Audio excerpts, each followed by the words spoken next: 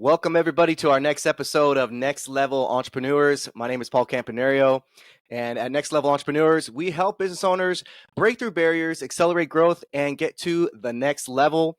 And I'm super excited with our guest today. She has a great, impressive resume, and that's Emily Estes with MaidPro, who is part of Threshold Brands. And she's been with MaidPro for the better part of 14 years. And what I didn't know, and I'll have her share a little bit more of it, is that she actually holds a graduate certificate in executive coaching and a master's degree in organizational psychology. So, Emily, welcome. Glad to have you. Thank you, Paul. It's so nice to see you and to connect again. Thank you so much for having me. Absolutely. We go way back. So I'm not sure, maybe you want to give a little background of how we first met and also kind of dive into a little bit about what you're doing now and how you got to where you're at. Sure. So it's quite a long story, but I'll take It you back. is. So Paul was actually a franchisee of MaidPro, and we worked together. I was his business coach. Hopefully, I helped you along your MaidPro journey. Absolutely. But yeah, I think we've known each other for almost a decade. Yep. So I mean, I've been with MaidPro for 14 years, which is kind of crazy for me to verbalize, but it doesn't seem that long. But when I think back at what I've done and kind of how I've grown within the organization, it does make sense. So yeah, I've worn a lot of different hats. So I actually started my career at MaidPro in our consumer sales national sales center. When I was talking to potential MaidPro customers, hopefully signing them up for service and then transferring them over to the local franchise. I rose in that department. I became one of the managers there. And then after doing that, I joined the coaching team. I became a business coach, worked with a portfolio of owners from all over the country. And then for the past 2 years, I've served as the brand leader of the organization, which is something I'm just so proud of because this is an organization that I love. I love the community. I love my team. So currently I am serving as the brand leader. And And very that's awesome. Congratulations Thank on that. you. Thank you. So why don't you give a little bit of background on MaidPro? And I mean, how many locations, how many owners are there? And then maybe kind of you said in your position that you're at right now, kind of how does that tie into helping the business owners and franchisees? Yeah, sure. So MaidPro's actually been around for about 30 years. The first location opened in Boston, where I'm currently located. The first location actually was down the street from my previous apartment. So it was just crazy. It was such a Wow. small space, walking by there every day and kind of remembering the Yeah. history. Um, Currently, we have about 150 MaidPro owners, 250 locations, all over the US and in Canada. So we have grown Nice. pretty quickly since I've been with the organization. I think when I started, there was maybe 50 locations. So it's been really Wow. great to see the company grow and evolve. And again, like the franchisees are kind of the best part about the business because they come from so many different backgrounds and different levels of experience. And I've just learned so much from them. But kind of going back to your question, kind of what I do right now is I really focus on franchisee satisfaction because a Okay. franchisor is not going to be successful if our franchisees are not happy. They're not growing, they're not hitting their goals. So, my job is really to work with the operations team, the other business coaches, and really make sure that our franchisees are getting what they need from us with regard to support to helping them grow their business. So that's really my main priority. Obviously, I do some work. We have a parent organization called Threshold. So part of my job is making sure that we're hitting our goals and really making sure that our businesses are growing. But my main priority is our franchisees. Yeah, and I love that because there's we can kind of get into it a little bit later, but you have the franchise route. You have maybe someone that wants to just be a private owner. They don't want to be part of a franchise, but I think it's awesome that your franchise has you in your position who is able to give direct and very specific feedback and support to all of the franchises, because I think that's the benefit of a franchise, right? It's the network. It's that ability to have that support.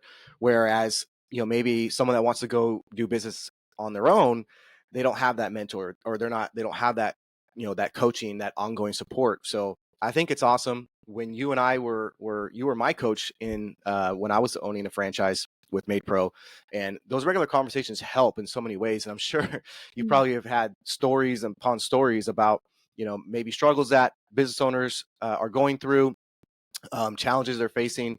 So you've been doing this for quite some time now. I'm not sure if there's one story or maybe certain things that stand out, or is there a common theme that you see maybe kind of make it more relevant to today where maybe business owners are struggling with? Yeah, great question. I mean, I am so impressed by people that own businesses. It is not easy. I always compare owning and starting a business to having a new baby because you really do have to Okay. nurture that business, give it so much love, watch it grow, and it doesn't take off right away. You really have to put that time and energy and effort into that business. One of the things about starting a franchise business is that there is a model. So there's a model to Yeah. follow, and that can be a pro And and con. usually a proven model, right? It's Yeah, not just some regular model. It's a proven exactly. model that works. Exactly. So, and that is a pro and con sometimes because some people kind of want to go and do their own thing. But I always say, stick to the model. It's proven, it works. Yes. But I think, I've worked with so many owners from the time they've launched their business to the time they've broken even for the first time. And I just think, there are a lot of struggles within that first year, sometimes a little bit over a Yeah. year. And, seeing that success the first time that they hit break even, the first time they can think about hiring a manager, the first time they might decide to expand their business to another location. It's just so rewarding to see that. But also, you Yeah. really do feel the struggles that come with that first year of business. And that's another reason that, franchising is great because you have, 150 other owners that have been through that experience that you've been through and can provide that support. But common themes that I'm seeing, some people come into owning a business that really relies on employees. MaidPro is one of those businesses. So making Hmm. sure that you understand that you always have to have that employee pipeline flowing. You're always interviewing, you're always hiring, you're always training, especially in the beginning. That kind of stuff is so important. And that sometimes takes a little bit of learning to see what that really looks like for you as a business owner. Yeah, absolutely. I think that industry in particular is, more of a recruiting industry, Yes, based on 100%. my experience, right? Always, like you said, having the pipeline of employees. But most service-based companies are, Mhm. in that industry Yep. of recruiting and having employees and just continuing to have that pipeline. It's not just, the cleaning services industry. I mean, if you're relying on your employees to get jobs done, whether it's, painting a house or, doing concrete work, some of that you can contract out, but sometimes you got to have your contractors, ready and know the right ones. Yep. And it's all about that networking. That's our Um, product. so Oh, it's the service that our professionals are providing. You can't. It's not tangible. You can't hold it. It's really a product that relies on people. yeah, I mean, that's the product. I mean, the people, I mean, the cleaning is the end result, but when you're in someone's home, you want someone that you can trust and rely on. And so Yep. the company is obviously, a big part of that, but whoever's in your home, that's who people need to trust. Yes, exactly. Um, so you mentioned, break even and scaling and seeing the success, and struggles that, new business owners go through, um, for being part of your franchise. Do you think that there's, a lot of times, I guess people will ask, when can I expect to break even? Um, and that's not a one size fits all answer, but just in general, maybe do you have any thoughts on what is a typical break even? What should people expect? Maybe if they're getting into MaidPro or another franchise, kind of general idea of when a break even would take place and maybe when they could start realizing a little bit of profit. Yeah, so I don't want to give just a specific number, Yeah. just because legal reasons. But I mean, one of the first things that you're going to want to do as a new business owner is really build that pro forma for yourself. So you know how much you're burning on a regular basis, on a monthly basis, Yeah. and really kind of make a pathway for yourself that's going to show you if your expenses stay like this, if your metrics stay like this is when I can expect to break even. And obviously it varies. Like I've seen people do it at, different times in their business, but it's really setting that realistic path and knowing really how much you're spending and what the financial picture is. Because I think in the beginning, you have so much going on, you're spending money here and there. I think that can be a pitfall of starting a business, is just not necessarily knowing a true financial picture. And then when you hit, halfway through your first year, you're kind of like, oh gosh, what do I need to do to get to where I need to be? So just maintaining that pathway and really knowing what you need to do to get there. And then for us, you have business coaches all along the way who will help you and guide you and check in on that pro forma every month, every time you call, every time that you have a coaching call, so you kind of know where you're going. But it's just making sure that you know it. Totally. And I think the reporting is so important, because if you don't have that data, then how are you going to know where you've been, where you're at, and how to, right? Yeah, it's so important. And that's actually something that was really impressive with MaidPro. I know part of their culture was a background in software and reporting. And so that made it really easy. And so I would stress to anyone that's looking to get into a franchise to make sure that they're supporting you with that data, making it easy to filter, not overly complicating it. Because, when I talk to a lot of business owners as well, they don't know, what their cost per their lead is, or they don't know, what their average growth rate is, or their return on ad spend, or things like that. And so it's a challenge to get someone. It could take a couple months if they've been operating for a little while to get all that in place, and you're almost starting new with like your history on that. So it's so important. We've had a couple people on here, CPAs and other business owners, that it all goes back to well, a big part of it, which you mentioned, is cash flow, knowing what's coming in, going out, and reporting. And if you don't have any idea, and then it's like you don't know what to fix, you don't know what's broken. Yeah, no, exactly. And I mean, that's another, I'm very grateful that we do have our custom built software, which is, we call it, we just call it the cloud. It's based off of Salesforce platform, and we're always updating it and, making sure that it can cover all aspects of the business. And one of those key features is the reporting. So that's definitely something that we, always monitor. We go through our coaching calls, and it's definitely a big plus for joining our franchise. Yeah. I mean, I think when I was an owner, I think my break even was around 6 to 8 months. I don't remember exactly. And I felt good about that. But I think it's important for business owners, whether you're starting with a franchise or doing something on your own, that you should not expect to take profits out or get a major, return on your business. Certainly within a year. And in fact, I think, 18 months to 2 years, I'm not sure what you guys are thinking over there, but, a year and a half to 2 years, if someone is okay with that mindset of, I'm not going to be taking any money out for myself. Now, obviously their personal situation could dictate, one thing or the other. But if you have that comfort and leeway to say, I'm okay with not taking money out for me, or out of the business for profit, for a year and a half to 2 years, you're probably better off, and you're not going to be as stressed knowing that it's going to take a little time to build. Yeah, one of the things I have in my notes is just having clear expectations going into starting a business. I think makes all the difference. And a lot of it depends on choice too. You might have someone who's like, I want a manager day one. And that's going to be part of my operating expense. And sure, that's a choice, right? But it might take you a little bit longer to get to that profitability point. Some people might want to have a really nice office, and spend on rent. But again, it all comes down to choice, and we kind of help you make those choices along the way. But it's definitely something that you really need to have grit as a business owner. It is not easy for those first couple of years, and you really have to put yourself out there and get into your community. And as long as you have those proper expectations, I think that you're definitely set up for success in a better way.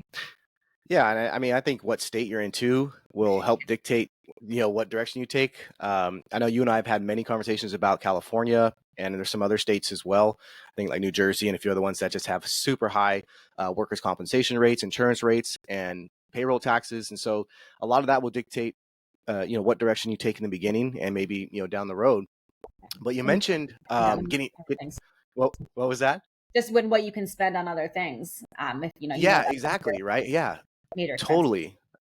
Absolutely. You mentioned getting out in the community, networking. So what do you think are some of the most impactful ways or good marketing strategies for home service based businesses that you've seen success in, that you would recommend? Yeah. So I mean, when you're in the home service industry, you need people to trust you. Because people are letting you into their homes. They're letting you into their homes, their personal space. It's a really intimate service. So I Absolutely. think the best thing you can do, and where I've seen the most success, is with the owners that really get out there into their communities. Do local, festivals. Go out to other businesses and shake hands. Join a local BNI, or Chamber of Commerce. I think that's honestly what sets apart the really successful owners, from owners that might, struggle a little bit in the beginning, because it's such a community driven people business. They have to trust you first, and then they're going to trust MaidPro or whatever business that you do own. That's such an important thing. Getting to know your community, getting on local social media. I have some owners, and again, this isn't necessarily scalable, that might go out and meet their new clients, Yeah. make welcome baskets for them, but it's really that people driven mindset, especially in the community, because people want to stay local and they want to really, trust you and know you. And I just think that's such an important thing to do in the beginning.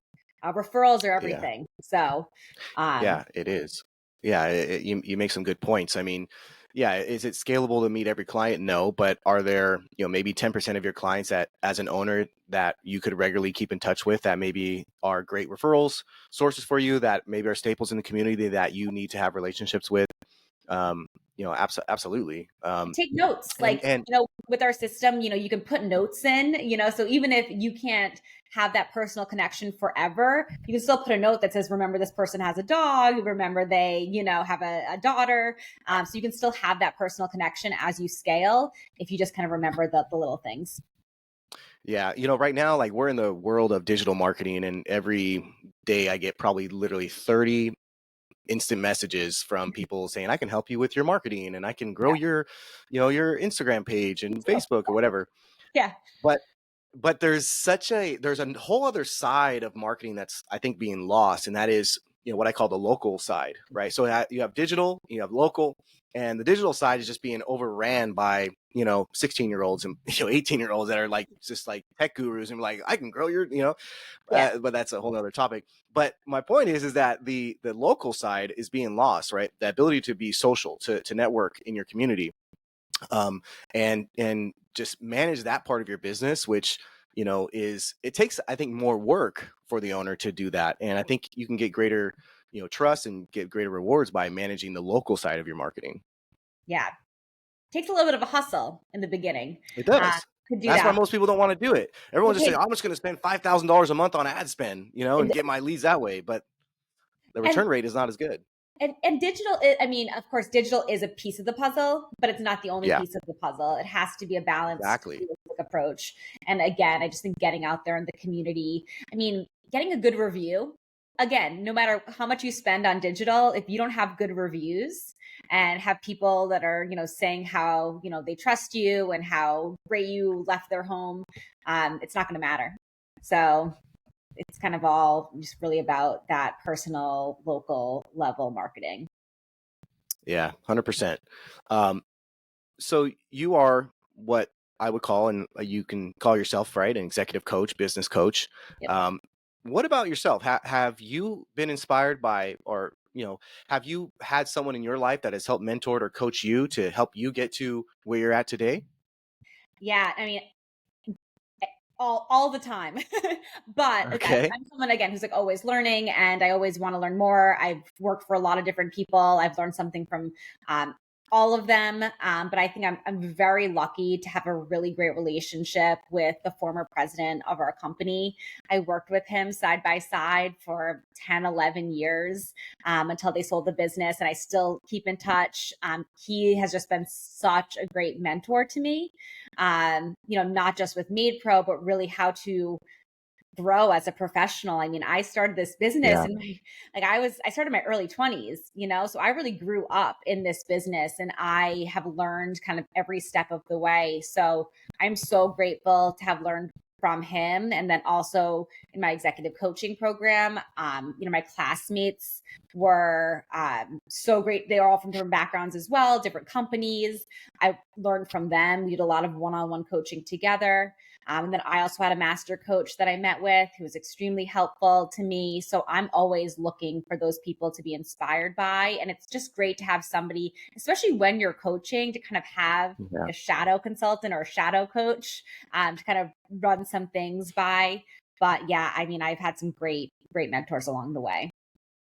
Yeah, that's awesome. It's critical, for just self-development and always be on the edge of learning something new from someone that's done it before. The fastest way, right, to do something is to get with someone who's done it before.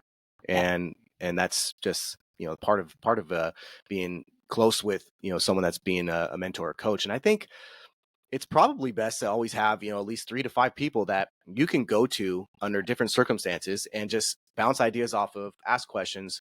And that's something I used to struggle with as a, aggressive, young know-it-all person, thinking that like I can do anything and everything. But the reality is that you can get in your own way and not continue to grow if you don't reach out to people that have been there and done it before. And I think that's the fastest way to success. It's all about collaboration and being with someone who's been there. I mean, that's just the way to do it. It is. And I remember when I first started coaching, like I had this notion that I needed to know everything for everyone all the time. And then when I kind Yeah. of learned that, hey, you don't need to do that. You point people in the right direction. You can always ask for help. I mean, it definitely made a world of difference. It made my job a lot more fun. And again, like that's just from experience and learning and just, Yeah. being open to knowing you don't know everything all the time. And I've kind Yeah. of, It's funny too, like, is when you coach people, business owners, entrepreneurs, and you're doing it on a regular basis, you end up realizing that they're giving you advice, or they're helping you coach, right, and tackle problems. yep. So just the nature of being part of those types of conversations will help you coach other people, right? Exactly. Like you learn something honestly every day. Yeah. There's always something to learn. And a lot of coaching too, which I've learned, and there's coaching versus consulting. Coaching is really, you're a thought partner, you're helping people to get to their own conclusion by asking the right questions. Consulting's a little bit more like you're the expert. So I think at Yes. least for us, for our business coaching team, like it's definitely a hybrid approach because we're also the expert in the model and the operations. But that being said, you're always learning something. And especially with coaching, it's sometimes just helping people be self-reflective and getting to that conclusion Yeah. themselves. And that's also a really rewarding thing about being a coach is that, you can help somebody with one little thing that might last them their whole lives. Yeah, absolutely. I love how you broke that down. That's a really good way to put it. Coaching is more collaborative, and engaging, and Yep. and then consulting is more of, you're the subject matter expert. You're being maybe more direct and more decisive with the feedback and the direction you want to give someone. So having a good balance of that's awesome. I love how you Yeah. broke that down. Yeah. So what routines or habits do you think every business owner or entrepreneur should have, and maybe give some examples of how you've incorporated some of the things in your life that have maybe routines or habits that have made you successful, and just things that really are helping keep you motivated to just continue to do a great job. Yeah. So, I mean, first of all, I mean, you might have gathered this, but I think community support is so important. So, as a business owner, like whether you're part of a franchise or you're an independent business owner, just finding that community of other business owners that, are going to support you and hear you out and, relate on different topics as part of being a franchisee, making sure that you're collaborating. We have what we call peer performance groups, where it's like a smaller regional subset that, for example, if you're in California, there are so many changes legally that go on in California. Being able to talk about that with fellow franchisees who are in the same boat is really helpful. So just being involved in the community, not kind of making yourself alone on an island, I think is really helpful. And then operationally, this sounds crazy, but this is something I learned from one of my mentors, the president of the company. Operations should be boring. And that's helped me both in my professionally working with franchisees, but also just in my role now. I mean, things happen, especially when you work with so many people, clients, employees, vendors. So really just having those scalable operations and kind of writing them down and kind of knowing what to expect makes things a lot easier when things can come up from day to day. So just really running an operationally boring business, helps you stay cool, calm, and collected. But I would say, so keeping your operations stable, and then again, making sure you're checking in on your metrics, checking in on your financials on a really regular basis so that you have your eyes open to what's coming up in the business, what you need to focus on, and just kind of paving that clear picture for yourself. So if operations are supposed to be boring, how do you stay motivated, right? I know for me, for example, I am an entrepreneur that is constantly thinking of new ways to be creative and start I know that. new things. I know that for a fact. But that's sometimes is to a fault, right? Because if you are too diluted, then you get diluted results if you're spread too thin. But going back to staying motivated, right, in your current business, how do you stay motivated? What are some of the things that you recommend for business owners to stay motivated for themselves, stay hungry, but don't try to diversify so much where you're constantly focused on different things? So your operations, how do you keep your operations motivated and yourself motivated? Yeah. So, I mean, I think you can always really look on how you can. So, we have the model, but there are always ways that you can think about, okay, so am I doing this as efficiently as possible? Am I doing this as effectively as possible? Let me check in with my customers and see how happy they are, because it's a lot easier to grow your business when you have, customers staying with you. And then you're just adding new customers on top of that. So even though, your operations are scalable, you want to make sure that you're keeping your current clients happy. You're learning new ways to do that. You're always kind of learning about the industry. We have a couple of franchisees who are like, I want to know everything about house cleaning. I want to be a subject matter expert. There's often times where publications might reach out to us, and we just have so many owners that we can say, like, this person's subject matter expert, call all of them. Like, they're really proud to be doing what they're doing and helping their communities. So, always, continuing to learn. And again, doing those networking events are something that can keep you motivated. For me, just being with franchisees gets me motivated.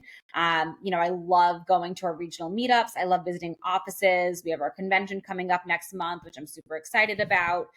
Just really chatting with franchisees and hearing about how their businesses are performing, how they're growing, what they've learned is always so motivating. So I would just say, yes, keep your operations stable, but always continue learning and growing and connecting, because that's what's going to help you stay motivated. Yeah, I agree. And I think setting goals, right, is something that it's so easy to say, I'm gonna set a goal, but most of the time people don't do it. But if you are setting goals and you have something to achieve for, and look forward to. So for example, like, hey, I want to get 100 clients. All right, guys, let's get 100 clients by, the end of summer.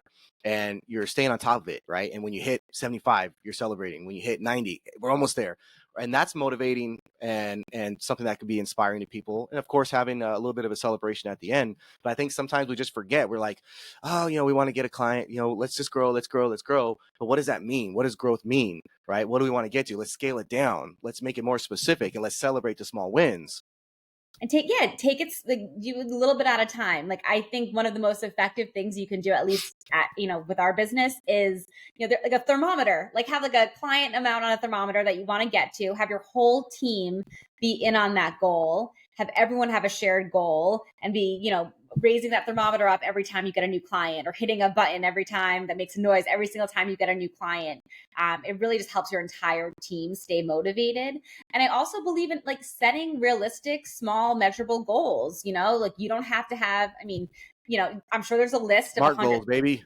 Exactly. I said that in not the right, way, but, having that, starting with two Hmm. things, get there, and then move on to the next thing, because sometimes it can be overwhelming if there's like 8 things that you need to achieve in the next week. Start small, start simple, and then go to what's next, and get your whole Yeah, team involved, if you have a team.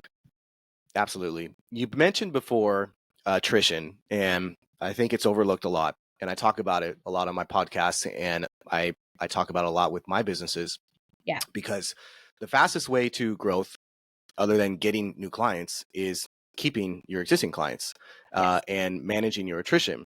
Um, and I give the example a lot, saying, hey, if we get 50 clients this month, but we lose 50 clients, we just ran to stand still and we didn't go anywhere.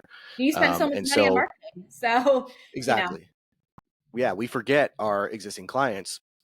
yeah. And for recurring services like MaidPro has, it's a little bit of a different concept, but for, let's say, contractors that have businesses that maybe do one-offs, there's not as much recurring, there's still an opportunity to nurture prior clients and existing clients. And so the fastest way to grow, other than getting new clients, is to manage in combination with getting new clients, your existing clients. Yeah. But also the fastest way to fall is by losing your clients and not managing your existing Yeah. clients. So you want to speak to that a little bit, and maybe there's some recommendations you have for people to help manage their existing client base? Yeah, it's so important to make sure that your current clients are giving you feedback, no matter what that mechanism is. Like for us, we send an automated email after the cleanings, or even calling the client to check in, because those clients that aren't giving you feedback are the ones that are most at risk of canceling. So really, just making sure that you're touching base, whether it's after the first clean, and some people check in after the second clean. I think if you're noticing that you're having a problem retaining your current clients, check in after every clean. Like, I know it might sound Yeah. like overkill, but it really helps. And you could uncover that there might have been something they were unhappy with that they didn't tell you about. One of our core beliefs is that we don't believe in perfection. We believe in continuous improvement. And that goes for all of our franchisees and our employees as well, because this is a human service. Mistakes are going to happen, but we want the chance to rectify those mistakes when they happen. So it's all about communication, and making sure you have that open line of communication with your clients, so that they feel comfortable giving you feedback that might be negative, versus just canceling or, slamming you in a review. So just having that Yeah, sort of relationship. absolutely. So whenever a service is done, large service, small service, recurring service, having some form of communication with that client Yeah. thereafter. And there's a lot of automation out there that people can put in their Yeah. business, automated review messages that go out.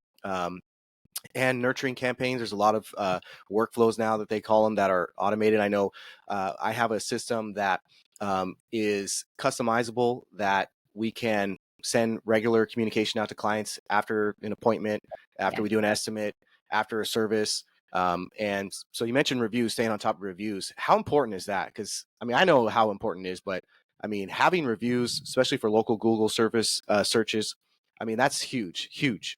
It really is a make or break for the business, because again, no matter what type of marketing you do, one of the first things people do is just search you on Google. So, there's a good way and a not so great way to respond to reviews. You want to respond to all of them. If they, are Right. really negative, keep Negative it or really positive. simple. Don't be combative. Yeah. Because again, people are looking to how you responded to those negative reviews, and they're gonna kind Right. of, judge you as a business. So even if it's like, oh, hey, so sorry you had that experience, please call the office, or I will give you a call immediately, to discuss what we can do to make things right. Just acknowledging those reviews again shows other customers that you really care about, customer service and keeping clients happy. So yeah, always just stay on top of those reviews, and make sure that you're responding to them. Yeah, absolutely. So you want to talk a little bit about MaidPro. What's next for MaidPro? What is Well, the world the is our most oyster. Um, yeah? no, I know that's a great question. So, I mean, the home cleaning industry in general has really shown no signs of slowing down. It's a great industry to be in. I mean, with the pandemic, brought a lot of attention to, how important it was to clean the home, um, Disinfecting. Yep. disinfect, everything like that. And then also, a lot of homes were built. Right now in the economy, a lot of people are retiring with more money than they had previously, and they want home services and they want a professional home service. So we really need to make sure that we're appealing to that segment of the population. And yeah, I mean, for us, I want to keep growing. There are some other companies out there. Like, I want to be the number one company in the United States and Canada. So we've definitely been in a lot of publications. I think, our reach is growing, and I just want to keep that steady, continue growing, add new franchisees. We have plenty of territory available. So really continue adding Love it. great quality So franchisees. if someone wants to inquire about opening up their own franchise with MaidPro, how would they go about doing that? Yeah, so we have great franchise development managers. You can just go to maidprofranchise.com, fill out your information. They can do a territory check for you, and we can immediately start working with you on kind of what that journey might look like. So part of it would be chatting with me, but also just kind of making sure that it's the right fit. Talking to other franchisees, and really getting a feel for the brand. Absolutely. And I support MaidPro 100%. I think it's a great franchise. Had a lot of good experiences with them. Was able to buy into it, start 2 new locations, and sell it, which I think is another component of why someone should consider owning a franchise, because it does Yes. make it easier to sell. Because it's the process of buying and selling can be very difficult when you don't have the support of a franchise. So I think it does make that part a lot easier. Yep. Yeah, and we actually have somebody who works with us that actually specializes in transfers and transferring your business, because yeah, it's part of the life cycle. It's part of the life cycle, and we want to make it as easy as possible to continue on to the next part of your journey. So yeah, we set you up for success there too. Yeah, absolutely. So what's next for you? What do you got going on? I mean, within MaidPro, it sounds like you want to conquer the world. You want to probably Yeah, be in easy. Europe and That's like maybe a good. Asia. When I say I don't know. realistic short-term goals, that's definitely one of them. But yeah, I mean, again, I'm really excited to be part of Threshold. We have, I think, 11 brands under the umbrella now. It's just a great place to learn and grow. We have a great executive team. But yeah, I just want to keep growing. I want to keep learning. I love that, our team is growing internally. I have an amazing team, that I work with. So yeah, I mean, I just take it day by day, but also I just want to continue making sure that our franchisees are happy, are satisfied with being MaidPro owners, and just growing their businesses, growing their revenues, making more money. I mean, again, that's when business is fun, when you're making money. Yeah, So I want to do what I can to help our owners grow as much as possible. that's awesome. I mean, you're very positive. You're always encouraging, and I think that's what's great about you. So I know with our conversations, hopefully I wasn't a pain in the ass to you when you were coaching me, No, but it I was great always when you enjoyed did our it. conversations. You're just being nice. No, you're But an impressive guy. You're an impressive guy. Right off the bat, you had tons of growth, trying new things. Again, like, I think all of your career success is well deserved, and I'm super proud of you. thank you. Well, this is like the gig economy. Have you heard of that term Sure. before? Yeah. Yeah. So Yeah. like everybody seems to have side gigs, right? So easy to do things digitally and kind of maybe earn some extra, income or supplemental income. Have you ever thought about doing something, on the side or anything like that? Or are you just kind of 100% I'm dedicated to 100% MaidPro? MaidPro right now. I really Okay. focus on Because you could maybe do some coaching and consulting on the side. I think that could be something you should consider. Sure. And I mean, I love coaching, and I always have that in the back of my mind. I love working with owners, business owners.